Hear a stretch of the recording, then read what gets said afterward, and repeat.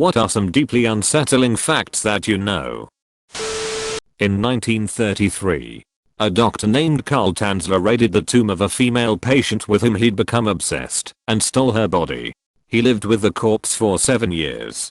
As the body fell apart, he attached the corpse's bones together with wire and coat hangers and fitted the face with glass eyes. He was only caught when someone saw him dancing with the corpse in front of an open window. That are best ISO standard models and data for high voltage electrocution to the human body, necessary for my field. I work on EVs. Comes from two main sources of information.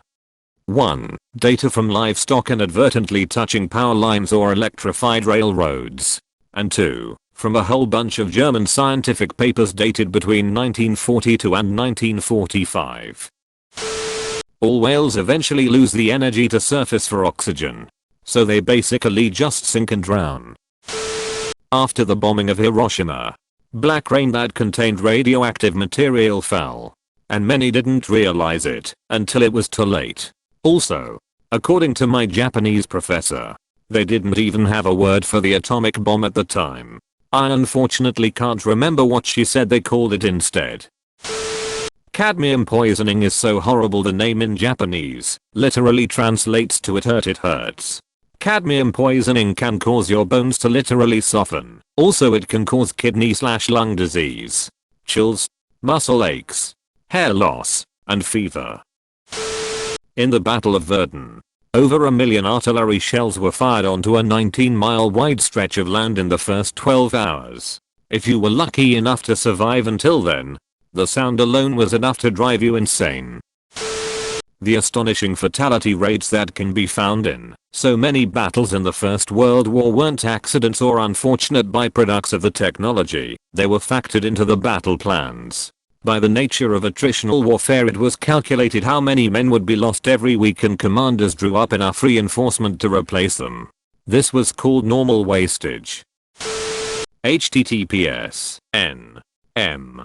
Wikipedia org/wiki/mummy Brown. Mummy Brown is a paint hue partially made up of ground up Egyptian mummies. There are paintings made of dead people. Veteran criminals in the gulags would recruit native prisoners for their escape attempts called cows for the sole purpose of eating them when they ran out of food in the Siberian wilderness. Japan did some horrible experiments on people during WW2, Unit 731. Vivisection. Shattering people's frostbitten limbs. Biological warfare. Etc.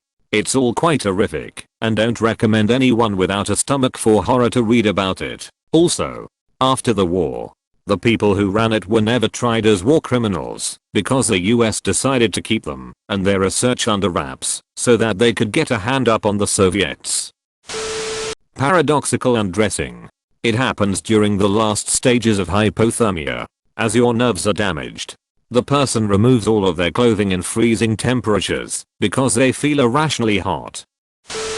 An injury to the brain can turn you into a completely different person, as well as removing your ability to comprehend that it did. It doesn't even have to be a particularly bad one either. It just has to hit the right part of your brain. I was thinking about Michael Schumacher recently and this came to mind. The Junko Furuta case. Reading about it gave me nightmares. She was held captive for 44 days and basically tortured by her classmates. Some parents knew what was going on, but did nothing about it, since the criminals were juveniles at the time. They are free today. TW. Abuse. Rape. https://japaninsights.com/44 days of hell. The story of Junko Furuta/ In extreme cases of scurvy, your scars break down and old wounds reopen. Collagen keeps scars together, and that collagen maintains itself throughout our lives. But without vitamin C, that process begins to halt, and the collagen breaks down. Eat your fruits and veggies, folks. They used to not use anesthesia on babies when they would do surgery. Terminal lucidity is the return of mental clarity or memory or consciousness shortly before death.